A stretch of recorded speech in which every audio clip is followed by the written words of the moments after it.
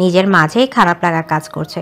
সে শুনেছে আদনান সেদিন তার হাত ধরে মসজিদে যাওয়ার পর থেকে নিয়মিত নামাজ আদায় করছে। সে তো ভালো হচ্ছে, তাহলে ইলমার এসব বলা উচিত হয়নি। মুহূর্তেই মন খারাপ হয়ে যায় ইলমার। আদনানের শাসন বারণে না, আদনানকে নিজের করা অপমানের জন্যই তার মন পুড়ছে। ইলমা সহসা কারোর সাথে রুড বিহেভ করে না, আর করলেও সেটা জঘন্য টাইপের হয়। কিন্তু এসব মায়া মনে জন্ম দেয়া মানেই সর্বনাশ। কঠিন বাক্য শুনিয়ে দূরে সরিয়ে দেওয়াটাই উত্তম। এমনিতে আদনানের থেকে তার দূরত্ব বজায় রাখতে হবে, সেটা হোক 1000 মাইলের কিংবা আকাশ পাতাল টাইপের। কিন্তু ঘুরে ফিরে তাকে সেই আদনানের মুখোমুখি হতে হয়। ইলমা খাওয়ায় মন দিতে পারেনি। তৃপ্তি লুকিয়ে এসেছে ওয়াশরুমের কর্নার থেকে। এতক্ষণ তাদের ঝগড়া থেকে চুপসে গেছে বেচারি। এসে ইলমাকে বলে, আয় চলে যাই। ইলমা কিছুক্ষণ দম নিয়ে বলে, চলো। ইলমা বেলটা রেখে উঠে দাঁড়ায়। বাকিরা তাকিয়ে আছে। মাহিম বলে, ঝগড়া তো হয়েছে, না খেয়ে চলে যাবি? পরে আসবো আবার। তাদের কথার মাঝে তৃপ্তি পিৎজার স্লাইস মুখে নেয়। ইলমা বাকিদের থেকে বিদায় নিয়ে তৃপ্তির হাত ধরে হাঁটা ধরে। তৃপ্তি হাতে আনার স্লাইস খাচ্ছে আর হাঁটছে। ইলমার দিকে এক বাইট এগিয়ে দিলেই ইলমা তা প্রত্যাখ্যান করে। দুজনে রিক্সা ধরে বাসার উদ্দেশ্যে রওনা হয়। এদিকে রেস্টুরেন্টে বসে আছে আদনান এবং নির্মাণ। আদনানের মন পুড়ছে ভীষণ। একে তো তার প্রেমিক নারী ছেলে ফ্রেন্ডের সাথে রেস্টুরেন্টে এসেছে, তার উপর তাকে জঘন্য অপমান করেছে। ইনমেজে তার থেকে দূরে সরে যাচ্ছে সেটা স্পষ্ট। দূরত্ব চাইছে সেটাও তার কথার ভাঁজে সুস্পষ্ট ফুটে উঠেছে। আদনান ধৈর্য হারা হয়ে যায়। ইলমার জীবনের বিশেষ কেউ আসেনি তো, কিন্তু ইনান শেখের মেয়ে প্রেম করবে এটা অবিশ্বাস্য। বাবা যদি বলে, মা ইলমা তুমি ছাদ থেকে ঝাঁপ দাও, ইলমা হয়তো তাই করবে। সেখানে প্রেম করার তো প্রশ্নই আসে না। কিন্তু ইনান শেখকে বিশ্বাস করে না আদনান। চুপ করে আছে, মানে কখন কি সিদ্ধান্ত নিয়ে আদনানকে হার্ট অ্যাটাক করিয়ে দেয় কে জানে। হুট করে ছেলে একটা এনে বলবে ইলমা বিয়ে ঠিক, তখন চাইলেও আদনান কিছু করতে পারবে না। এখনও না, কারণ আদনান পুরোপুরি ঠিক হয়নি। এখনও খারাপ শব্দটা তার সাথে যায়। নারী সঙ্গ ছেড়েছে, সিগারেট ছেড়েছে, ক্লাবে যাওয়া ছেড়েছে, সবই ইলমার জন্য। কিন্তু দিন শেষে যদি ইলমা তারই না হয়।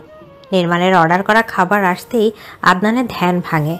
ভীষণ গম্ভীর দেখানো তার মুখখানা। নির্মাণ প্রশ্ন করার সাহস পায় না। দুজনে খেয়ে উঠে পড়ে। নির্মাণ বিল পে করে আদনানের পেছনে দিয়ে বাইরে আসে। দুজনে বাইকে চড়ে বসে, রওনা হয় নিজেদের গন্তব্যে। ফাতিহার জিনিসপত্র আনা হচ্ছে লোক দিয়ে। ফ্ল্যাট একটা তার জন্য রাখা। এদিকে তার ছেলে ফারিস মাহমুদ এই বিল্ডিংয়ে আসতে রাজি না। এমনিতে সে খুবই কম আসে মাহমুদের বাসায়।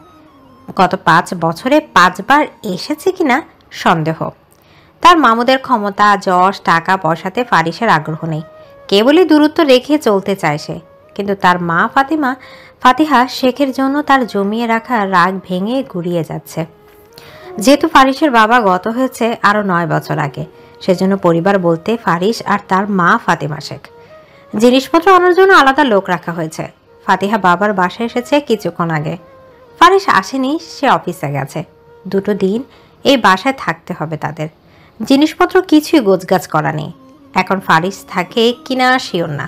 সে হয়তো খাট বিছিয়ে নিজে একাই ফ্ল্যাটে থাকবে। ইলমা তৃপ্তি বাসায় এসে ফুপিকে পেয়ে যায়। তৃপ্তির সাথে দেখা হলেও ইলমার সাথে বহুদিন পর দেখা ফাতিহার। আসতেই ভাইজিকে জড়িয়ে ধরে ফাতিহা, কপালে চুমু দিয়ে বলে, মা ইলমা কেমন আছো? আলহামদুলিল্লাহ ভালো, তুমি? আলহামদুলিল্লাহ। ফাতিহা সোফায় বসে। ইলমা তৃপ্তি ফ্রেশ হতে যায়। ফরিদা পারবিন মেয়ের সাথে গল্প গুজবে মেতেছে। ফায়দা ধারে কাছেও আসেনি, আর না কোনো কাজে হাত দেয়। ঈশিতা এক হাতেই সবটা সামলায়। তবে আজকে ফায়জার প্রতি ভীষণ বিরক্ত ঈশিতা, কারণ আজকে কাজের চাপ বেশি। যেহেতু ফারিসও আসবে, ছেলেটা সহজে আসে না। আসবে যেহেতু ভালোভাবে আপ্যায়ন করতে হবে, সেজন্য রান্নার তোড়জোড় চলছে। ইলমা তৃপ্তি এসে কাজে লেগে পড়ে। ফাতেহা নিচে যায় নিজের জিনিসপত্র দেখার জন্য। ফরিদা পারভিন যায় ফাইজার রুমে। গিয়ে দেখে কলে কথা বলছে ফাইজা। ফরিদা পারভিন বলেন, বড় বউ সকাল থেকে কাজ করছে, তোমার কি আক্কেল জ্ঞান লোপ পাইছে? আপনার ছেলেকে বলে দিয়েন একটা কাজের লোক রাখতে, কাজ করে মানুষকে খাওয়াতে পারবো না। হ্যাঁ, তোমার তো কথাটা কইলা কারে? ইলমা খাবে সেজন্য তুমি রান্না বান্না করতে পারবা না? ফাইজা জবাব দেয় না, মনে মনে বিরক্ত হয়। বুড়ির বুদ্ধি ভালো, সহজে ব্যাপারটা ধরে নিয়েছে। আগের থেকে ফাইজা এরকম। ইজাজের স্কুলে যেদিন থাকে না সেদিন সে নাস্তা বানাতে যায় না, কারণ ইলমার প্রায় প্রতিদিন কলেজ থাকে। সে সকালে ঘুম নষ্ট করে ইলমাকে নাস্তা বানিয়ে দিবে কোন দুঃখে। ফাইজা উঠে কিচেনে যায়। তখন অবশ্য তাদের কাজ গোছানো হয়ে গেছে। ফাইজা কিচেনে এসে ঈশিতাকে বলে, কিছু করতে হবে। ঈশিতা বিরক্ত হয়, কণ্ঠস্বর তেজ বৃদ্ধি করে জবাব দেয়, না। ছ্যাপ করে বলা কথাটা ফাইজা বিরক্ত হয়, দ্রুত পা ফেলে স্থান ত্যাগ করে। মুহূর্তেই ঈশিতা রেগে যায়। জমিদার তো, আমি তো এই বাড়ির কাজের ঝি। ইনান আসুক আজকে, সাথে আদনানের বাবাও আসুক। ইলমা ঝাড়ু হাতে লিভিং রুমে যায়। পুরো লিভিং রুম ঝাড়ু দিয়ে পরিষ্কার করে, মপ দিয়ে পুরো লিভিং রুম মুছে নেয়। তৃপ্তি প্লেট নামিয়ে ধোয়, টেবিলে সেগুলো রাখছে। দু বোন মিলে কাজ শেষ করে গোসল করতে চলে যায়। আদনান বাসায় আসে, মন মেজাজ খারাপ তার। সোফায় বসে চিৎকার করে বলে, আম্মু পানি দাও। ফরিদা পারভিন পানির বোতল এগিয়ে দেয়। আদনান সেটা হাতে নিয়ে নিজের রুমে চলে যায়। গোসল সেরে মসজিদে চলে যায়। এদিকে সন্ধ্যায় ফারিস এসেছে তার মামুর বাসায়। এসেই সবাইকে সালাম দেয়। বিশেষত ইনান শেখ ফারিসকে পেয়ে ভীষণ খুশি হয়। তার চোখে থাকা অন্যতম ভদ্র সভ্য ছেলে হচ্ছে ফারিস। সেজন্য তিনি তাকে প্রচুর পছন্দ করেন। সবার সাথে লিভিং রুমে ছিল আদনান, ইলমা, তৃপ্তি সহ বাকিরা। ঈশিতার সন্ধ্যার নাস্তা টেবিলে রাখে। ইনান শেখ ইলমার রেজাল্ট শুনেছে, তবে তেমন প্রতিক্রিয়া দেখায়নি। ফাইজা রুমে বসে আছে, এখানে আসেনি। সবাই গল্প গুজবে মেতে ওঠে, তবে আদনানের সেসবে মন নেই। সে আনমনা হয়ে কফিতে চুমুক দিচ্ছে। একটু পরপর ইনান শেখ তার ফারিসকে দেখছে। ফাতিহা নিজের ভাইয়ের ছেলেকে দেখছে। আগের থেকে অনেক পরিবর্তন এসেছে। ইনান শেখ কথা শেষ করে রুমে যায়, পুনরায় ফিরে আসে। ইলমা তৃপ্তির পাশে বসেছিল। ইনান শেখ ইলমাকে ডাক দেয়। ইলমা উঠে বাবার সামনে আসে। তখন ইনান শেখ বক্স থেকে একটা গোল্ডের চুড়ি টাইপের ব্রেসলেট বের করে। ইলমার হাতে সেটা গলিয়ে দেয়, মাথায় হাত বুলিয়ে বলে দেয়, আমার বিশ্বাস ছিল তুমি ফার্স্ট হবে, সেজন্য আগেই গিফট কিনে রেখেছি। বাকিরা মুগ্ধ হয়ে বাবা মেয়েকে দেখছে, তবে আদনান সেদিকে দেখেও দেখছে না টাইপের মুড নিয়ে বসে আছে। ভাবছে নিজের সর্বনাশের কথা। 2 বছর আগে ইলমা ষোড়শী কন্যা ছিল। আদনানের বাচ্চা ইলমাকে জাস্ট চোখের ভালো লেগেছে। হৃদয়ে তেমন স্থান নেয়নি ইলমা। শাড়ি পরিহিত ইলমার ছবিটা লুকিয়ে তুলেছিল, কারণ সেদিন ইলমাকে আদনানের কাছে ভালো লেগেছে। পিচ্ছি একটা মেয়েকে সে শাড়িতে দেখেছে। ভার্সিটি পড়ুয়া ছেলে গায়ে হাওয়া লাগিয়ে ঘোরে। আশেপাশে তাকালে শুধু মেয়ে আর মেয়ে। সেখানে প্রেমের ফাঁদে পা দিতে কতক্ষণ। ইলমাকে নিয়ে তখনও সিরিয়াস ছিল না আদনান, তবে হুট করে যেন হৃদয়টা দখল করে নিয়েছে মেয়েটা। আদনানের সাথে আবরণের ঝামেলা শুরু হওয়ার পর থেকেই দুজনে যেন মেয়ে নিয়ে কম্পিটিশনে নেমেছে। আবরণের পছন্দ করা মেয়ের সাথে আদনান আগে ফ্লার্টিং করত। প্রেম করা, ক্লাবে যাওয়া একটা সময় আদনানের কাছে নর্মাল হয়ে গেল। কিন্তু মেলিসা নামক পবিত্র নারীকে হৃদয়ে স্থান দিয়ে সব যেন এলোমেলো হয়ে যায়। আদনান নিজেই নিজেকে অগোছালোভাবে আবিষ্কার করলো। ভালো লাগা, প্রেম পড়া এগুলো খুবই ক্ষণস্থায়ী ব্যাপার। একটা মানুষ অনেকের প্রেমে পড়ে, কিন্তু মায়ায় পড়ে না। প্রেমে পড়া আর মায়ায় পড়া দুটো ব্যাপার সম্পূর্ণ আলাদা। আদনানের কাছে ইলমাকে ভালো লেগেছিল, সেটা পাত্তা দেয়নি সে। তবে স্বল্প সময়ের সাথে প্রেম জিনিসটা তার হৃদয়ে স্থান নিল। প্রেম তো ক্ষণস্থায়ী ব্যাপার, সেটাকেও তাড়িয়ে দিল তাচ্ছিল্যতার সাথে। কিন্তু ধীরে ধীরে সে মানুষটাকে নিয়ে গভীর ভাবনায় তলানো।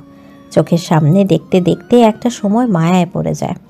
ইলমাকে নিয়ে একটু ভাবলেই তো কত কিছু মাথায় আসে। সিম্পল, ইলমার প্রতি ফাইজার করা রুড বিহেভিয়ার, সেই ছোট থেকে যেটা সবারই কম বেশি দেখা। ইলমাকে বিয়ে দিল, সেখানে যদি ফ্যামিলিটা ভালো না হয়। ইলমা কখনো মায়ের ভালোবাসা পায়নি। নিশ্চয় তার একটা এক্সপেকটেশন থাকবে, শাশুড়ি মায়ের মতো করবে। কিন্তু সেটাও যদি না হয়। আদনানের কাছে তার আম্মু বেস্ট। ইলমার জন্য মায়া, টান, আদর দেখতে পায়। সেই হিসেবে জেঠিমা থেকে শাশুড়ি মা হলে খারাপ কি? ইলমা এই বাড়িতে থেকে গেলে কোন দিক দিয়েই খারাপ হয় না, এরকম হাজারো চিন্তা করেছে আদনান। ইলমা চুড়িটা হাতে গলিয়ে দেখছে, বেশ সুন্দর। ছোট ছোট বাটারফ্লাইও আছে চুড়ির উপরে। ইলমা তার বাবাকে ধন্যবাদ জানায়। তখন আদনান সোফা থেকে উঠে তাদের বাবা মেয়েকে পাশ কাটিয়ে রুমে যায়। বাকিরা আদনানে যাওয়া দেখে, তবে কেউই কিছু বলে না। ইলমা সোফায় বসে আদনানের রুমের দিকে তাকায়। ইনান শেখ ফারিসের সাথে কথা বলা ব্যস্ত হয়ে পড়েন। আগামী পরিকল্পনা, বিয়ে শাদির অনেক ব্যাপারই তোলা হয় সেখানে। ইলমা তৃপ্তিকে পাঠানো হয় পড়ার টেবিলে। ফাতিহা তখন ইনান শেখকে জিজ্ঞেস করে, ইলমার বিয়ে শাদী নিয়ে কি পরিকল্পনা? বোনের কথা ইনান শেখ জবাব দেয়, পড়তে থাকুক, সঠিক সময় হলেই নিশ্চয়ই বিয়ে দেব। শোনো, মেয়েদের এখন জন্য ভালো ভালো সম্বন্ধ আসছে, বিয়ে না দাও, এঙ্গেজমেন্টটা তো করে রাখতে পারো। ইলমা আগে ভার্সিটি যাক, পরিস্থিতি বুঝি, এরপর না হয় এসব নিয়ে ভাববো। তখন তারেক মাহমুদ রসিকতা করে বলেন, একমাত্র মেয়ে, নিশ্চয়ই দূরে কোথাও দেওয়ার ইচ্ছে নেই, পরিবারে রেখে দিলে কেমন হয়? তারেক মাহমুদের কথায় ফাতিহা সুর মিলিয়ে বলে, হ্যাঁ, আইডিয়াটা খারাপ না, তবে ইনানের ইচ্ছা। ভাই বোনের কথায় ইনান শেখ মৃদু হাসে। ফারিস তাদের কথা শ্রবণ করে মৃদু হাসে। ফরিদা পারভিন বলেন, এখন তো বিয়ের সিরিয়াল পড়েছে ফারিসে, এরপর আদনানের, তৃপ্তি, ইলমা, ইজাজ তো অনেক দেরিতে। মায়ের কথায় তারেক মাহমুদ বলেন, আম্মা, ফারসের জন্য মেয়ে দেখো ভালো করে, আগে ভাগিনার বিয়ে দেখবো। আদনানের বিয়ে দেরি আছে, গ্র্যাজুয়েশন কমপ্লিট করবে, মাস্টার্স করবে, এরপর চাকরি নিবে। 2-3 বছর গেলে বিয়ের চিন্তা ভাবনা হিসেবে করে দেখালাম। আদনানের বিয়ে আরও 5 বছর বাকি আছে। ফাতিহা বলে, তৃপ্তির বিয়ে শাদী নিয়ে কোনো কি পরিকল্পনা করেছো? আদনানের পর তৃপ্তির বিয়ে দেব। তাহলে অনেক তো দেরি। সেদিনের মতো কেউ আর কোনো রকম ঝামেলা করেনি। বলা যায় ঈশিতা কাজের কথা তোলেনি। মেহমানের সামনে এসব বলাও লজ্জার। বলবে অতিথি আসায় একটু কাজ বেশি করা লাগছে, সেজন্য এরকম করছে। এমনিতে ফারিস সহজে আসে না এই বাসায়। ফাতিহাও আসতো আগে, তবে ফারিসের চাকরি হওয়ার পর থেকে আসা বন্ধ প্রায়। সবাই রাতের খাবার খেতে বসে। তারেক মাহমুদ, ইনান শেখ, ইজাজ, ফারিস, আদনান, ফাতিহা আগে বসেছে। ইলমা সেদা খাবার সার্ভ করছে। আজকে ইনান শেখ আর আদনান পাশাপাশি চেয়ারে বসেছে। ব্যাপারটা অষ্টম আশ্চর্যের মতো। ইলমা তার বাবার কাছে আসে চিংড়ি নিয়ে। ইনান শেখকে চিংড়ি দিয়ে আদনানের দিকে বাড়িয়ে দেয়, সাথে সাথে আদনান না করে দেয়। মুহূর্তে ইলমা মুখটা কালো করে ফেলে। তখন ফারিস ইলমাকে বলে, এদিকে দাও। আদনান বিরক্ত হয়ে ইলমার দিকে তাকায়। ইলমা যাওয়ার জন্য উদ্বুদ্ধ হলে আদনান কেশে ওঠে। ইলমা চিংড়ির বাটি রেখে পানি গ্লাস এগিয়ে দেয় আদনানকে। তখন ফাতিহা চিংড়ির বাটি নিয়ে ফারিসকে দেয়। সোফায় তৃপ্তির পাশে গিয়ে বসে ইলমা। ইনান শেখ আদনানের দিকে এক নজর তাকায়। সে খাবার খাওয়ায় ব্যস্ত। পরক্ষণে আবার ইলমার দিকেও তাকায়। ছেলেদের খাওয়া হতেই মেয়েরা সব বসে খেতে। তারেক মাহমুদ এবং ফাতিহা বসে রুম ঠিক করছে। আজকে কে কোথায় ঘুরবে ফাতিহা ঠিক করে, এবং সে এবং ফরিদা পারভিন এক রুমে ঘুমাবে। আজকে কে কোথায় ঘুমাবে ফাতিহা ঠিক করে, সে এবং ফরিদা পারভিন এক রুমে ঘুমাবে। ইলমা তৃপ্তির রুমে ঘুমাবে, আর ইলমার রুমে ফারিস ঘুমাবে। এরকম সিদ্ধান্ত শুনে আদনানের চোখ কপালে ওঠার মতো ব্যাপার। এই ট্যাপলা ফারিস কেন ইলমার রুমে ঘুমাবে? ইজাজের রুমে কি ঠাড়া পড়েছে, নাকি তার রুমে ঠাড়া পড়েছে? আদনান কিছুতেই মেনে নিতে পারছে না ব্যাপারটা। সেই জন্য তার বাবাকে বলে, ইজাজ আমার রুমে চলে আসুক, ফারিস ভাইকে ইজাজের রুমে দিয়ে দাও। আহারে, আদনানের আইডিয়াটা তো ভালো। ফাতিহা, এক্ষুনি কি ঠিক করলে? উল্টো পাল্টা সব। ইজাজ বাবা, আদনান ভাইয়ার কাছে চলে যাও। তৃপ্তিমা, ইজাজের রুম গুছিয়ে দিও। কাজের কথা শুনে তৃপ্তি বিরক্ত হয়। আজকে সে কতগুলো কাজ করলো, আবারও কাজের আদেশ। ইলমার দিকে তাকিয়ে বলে, ইলমা প্লিজ রুমটা গুছিয়ে দিস, আমার আর ভালো লাগছে না কাজ করতে। তখন এসে তার খাবার টেবিলে তৃপ্তিকে চোখ রাঙিয়ে জোরেই বলে, জমিদারের বেটি তো, কার বাতাস গায়ে লেগেছে শুনি? তোমাকে কি জমিদার ঘর দেখে বিয়ে দেব নাকি? না তোমার বাবা 4-5টা কাজের লোক পাঠাবে সাথে? একদম অলসতা করবে তো থাপড়িয়ে সোজা করে দেব। কাজ করতে আক্কেল লাগে, অনেকের বয়স হয়, তবে আক্কেলের অভাব থাকে। কথাগুলো তৃপ্তিকে বললেও আসলে তো ফাইজাকে উদ্দেশ্য করে বলেছে। ইলমা বুঝেছে ঈশিতার মেজাজ গরম। অবশ্য হওয়ারই কথা, সারাটা দিন রান্না বান্না নিয়ে কেটেছে। বর্তমানে সদস্য সংখ্যা 11 জন। গ্যাস আর ইলেকট্রনিক চুলার রান্না, তাও কত আইটেম। ফাইজা তো বড় মেহমান, কাজকর্মের ধারে কাছেও আসে না। ইলমা, তৃপ্তি যতটুকু সম্ভব হেল্প করেছে। ঈশিতার কথায় তৃপ্তি আর জবাব দেয় না। ইলমা বলে, এমন করছো কেন? আমি রুম গুছিয়ে দেবো, সমস্যা নেই। আজকে এমনিতেই অনেক কাজ করেছে তৃপ্তি। খেতে বসেছে, বকাঝকা না করলে কি হয় না? ইলমার কথায় আদনান ভ্রু কুঁচকে তাকায়, বিড়বিড় করে বলে, হাসছে আমার কাজের ঝি। 2 দিন পর দেখবো কাজ দুটো করে দক্ষিণ দিকে মাথা রেখে চিত হয়ে আছে। তৃপ্তি প্লেট গোছায়। ইলমা ইজাজের রুমে চলে যায়। আদনান ইজাজকে সাথে নিয়ে নিজের রুমে চলে আসে। এসে খাটের উপর বসে আদনান। ইজাজ চিত হয়ে শুয়ে পড়ে। আদনান ইজাজকে দেখে বলে, কিরে, বিয়ে করবি? আরে ভাইয়া, এসব কি বলছো? আরে লজ্জা পাচ্ছিস নাকি? মেয়ে মানুষ দেখলে আমার লজ্জা করে, লজ্জায় তাকায় না। ইজাজের কথায় আদনান হো হো করে হেসে ওঠে, গাল টেনে বলে, তুই তো দেখি মেয়েদের মতো লজ্জাপতি। যাও। আদনান হাসি থামিয়ে বলে, ছেলে মানুষ বেশি লজ্জা রাখতে নেই, বেশি লজ্জা রাখলে তাড়াতাড়ি বাবা হওয়া যায় না। আদনানের কথা শেষ হতে দরজার দিকে নজর যায় দুজনের। ইলমাকে দাঁড়ানো দেখে আদনান তবা পড়ে। ইজাজ চোখ কচলে তাকায়। ইলমা এসেছে ইজাজের ওষুধ নিয়ে। ইনার শেখের আদেশ ছিল ইজাজের রাতের ওষুধ নিয়ে আসার জন্য। এসেই এরকম কথাবার্তা শুনে ইলমার চক্ষু চড়ক কাজ। আদনান কত বড় ঠোঁটকাটা, তার ভোলা ভালা ভাইটাকে কী সব শেখাচ্ছে। আদনান ইজাজ দুজনকে শোয়া থেকে উঠে বসে। ইলমা ওষুধের পাতা আর পানির গ্লাস নিয়ে এগিয়ে আসে। সবগুলো টেবিলের উপর রেখে ইলমা ইজাজের কানে ধরে তেজি স্বরে বলে, এসব কি শিখছো তুমি? ইজাজ কান ছাড়িয়ে আদনানের দিকে তাকিয়ে বলে, ভাইয়া এসব শেখাচ্ছে? আদনান আমতা আমতা করে বলে, তুই তো আমাকে বলেছিস একটা মেয়েকে তোর পছন্দ, প্রপোজ করতে চাস, সেজন্য না আমি এটা বললাম। ইলমা ইজাজের দিকে রাগী দৃষ্টিতে তাকায়। ইজাজ হতভম্ব হয়ে যায় আদনানের কথায়। কত বড় পোল্টিবাজ। ইলমা ইজাজকে শাসিয়ে বলে, এক্ষুনি বাবাকে বলছি। বাবার কথা বলায় আদনান বিরক্ত হয়। রুক্ষ গলায় বলে, সব ব্যাপারে বাবা ডাকা লাগে নাকি? এক কাজ করিস, জামাইয়ের থেকে চুমুক খেতে গেলেও বাবার পারমিশন নিস। ছি, মুখ সামলে কথা বলো, না হলে কিন্তু স্কচ টেপ লাগিয়ে দেবো। ইজাজ, তোর বোন এটা এরকম কেন? কথার আগে হুমকি দেয় কেন? এটার থেকে দূরে থাকবি, না হলে দেখবি নিজেও এটার মতো হয়ে গেছিস। বাবা। গলার আওয়াজ চওড়া করে ডাকে ইলমা।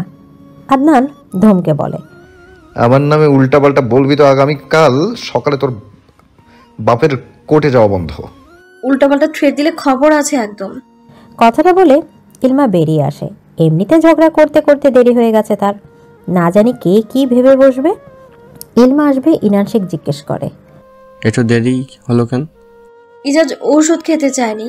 এত বড় ট্যাবলেট নাকি ওর গলা দিয়ে নামবে না। ছেলেটা বড় ফাঁকিবাজ, ওষুধ নিয়ে ওর যত সমস্যা। ইলমা মাথা নাড়িয়ে চলে আসে। রুমে এসে লম্বা শ্বাস নেয়।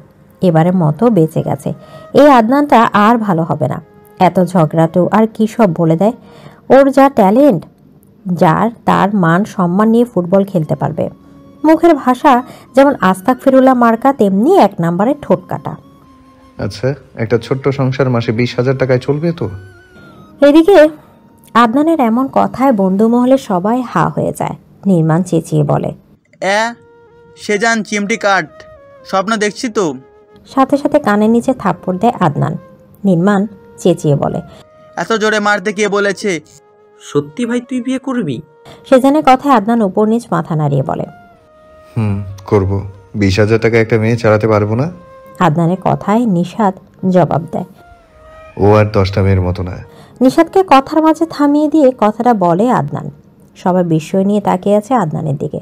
সবার তাকানোতে আদনান ঠোঁট কামড়ে হেসে বলে, ও স্মার্ট, তবে backdated. I like this type of women. একদম ওয়াইফ ম্যাটেরিয়াল। সব সময় মাথায় ঘোমটা থাকে, 5 ওয়াক্ত নামাজ আদায় করে, তবে রাগটা একটু বেশি। আদনানের প্রিয়তমা তো, সেজন্য রাগ বেশি। ওই গতকাল রাত কি তুই বেশি মাল গিলেছিস? নেশা কাটেনি? নির্মাণের কথায় আদনান রুক্ষ গলায় বলে, এমন একটা লাথি মারবো ভবিষ্যতে বাপ হওয়ার চিন্তা মাথায় আনতে পারবি না। সর শাল্লা, আমার বউয়ের কি হবে? আদনান আছে না, পাঠিয়ে দিস। বিরক্তি নিয়ে জবাব দেয় আদনান। নির্মাণ পিঠে চাপড় মেরে বলে, নিজের বউ সামলা আগে, আমার বউ নিয়ে চিন্তা করতে হবে না। তাহলে আমাকে কথা শেষ করতে দে। বাকিরা চুপ। আদনান বলতে শুরু করে, আমার মাস্টার্স কমপ্লিট হতে আরও 2 বছর। এখন ভালো জব পাবো কিনা জানি না, তবে ছোটোখাটো হোক আমি জব করতে চাই। আমার প্রিয়তমাকে আমার বানিয়ে নিতে চাই। মেয়েটা কি? সে জানে কথা আদনান কিছুক্ষণ চুপ থেকে বলে, সিক্রেট। এমন একটা লাথি মারবো সিগারেট বেরিয়ে যাবে। শালা তোর সব প্রেমিকাদের নাড়ি বুড়ি জানতাম, এখনকারটার কি হয়েছে?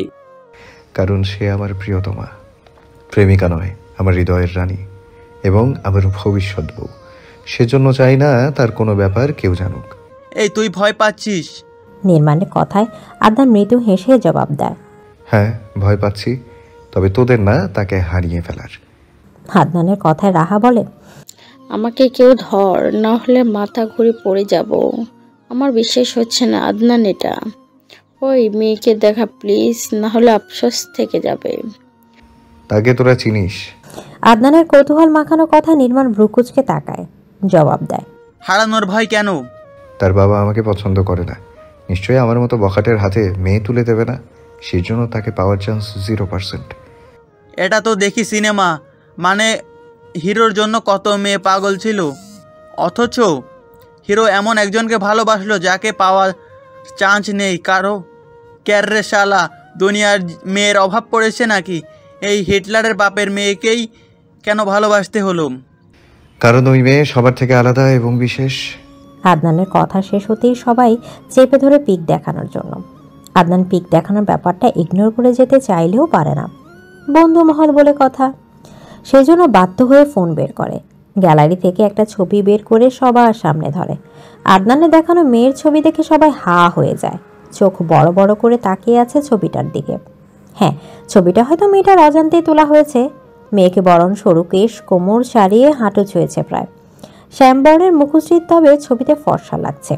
পরনে মেরুন রঙের শাড়ি, হাতে 2টো গোলাপের মালা।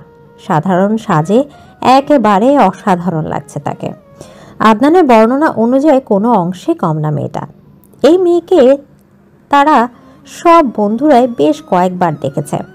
সবসময় হিজাব পরায়, কখনো খোলা চুলে দেখেনি। এই প্রথম কোনো ছবি খোলা চুলে দেখলো। আদনানের পছন্দ নিয়ে তেমন কারো কিছুই বলার নেই।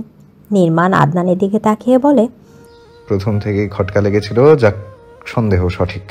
তা ভাই, মেয়েটা জানে তো তোর ভালোবাসার খবর? আদনান মাথা নাড়িয়ে বলে, একান্ত গুপ্ত প্রেম, ওয়ান সাইড লাভ। সেজানের কথায় আদনান মৃদু হাসে, জবাব দেয়, সদরঘাটের প্রেমিক নারী।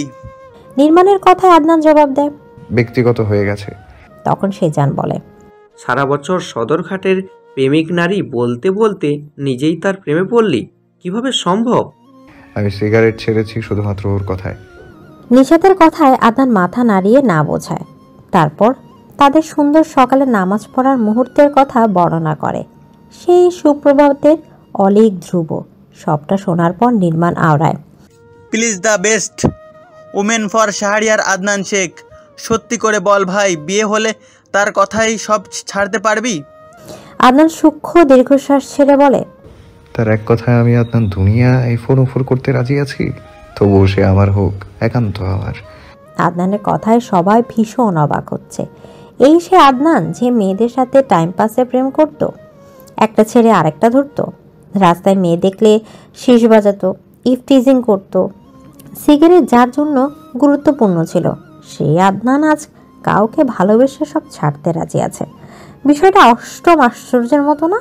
চাইলেই তো তার প্রেমিকাদের থেকে এক নজর বিয়ে করতে পারত, কিন্তু এমন একজনকে মন দিল যাকে পাওয়ার আশা 0%। আদনান বেশ চিন্তিত, ইলমাকে নিয়ে বিশেষ করে কিভাবে বিয়ের কথা তুলবে সে। এদিকে কখন কে এসে থাপা মেরে নিয়ে যাবে সেটা ভেবে কুল কিনারা পাচ্ছে না সে। সবাইকে বিদায় দিয়ে আদনান বাইকে চড়ে বসে, আনমনা হয়ে বাসার উদ্দেশ্যে রওনা হাসে। এদিকে ইনান শেখের মতিগতি তার ভালো লাগছে না। ইলমা তো এমন একটা মেয়ে যে জীবনে প্রেম ভালোবাসা ধারে কাছেও আসবে না, কিন্তু কিভাবে সব সামলাবে আদনান? আচ্ছা, ইলমার মনে কি তার জন্য বিন্দুমাত্র অনুভূতি নেই? এই মেয়ে কিসের তৈরি? ইট, বালু নাকি সিমেন্টের? এটার কি মন নেই? আদনান ভেবে পায় না। সে ইলমার থেকে বয়সে কত বড়, অথচ আবেগ নাকি প্রেম যাই হোক সেটা কন্ট্রোল করতে পারেনি, সেজন্য ভালোবাসার ধপাস করে পড়েছে।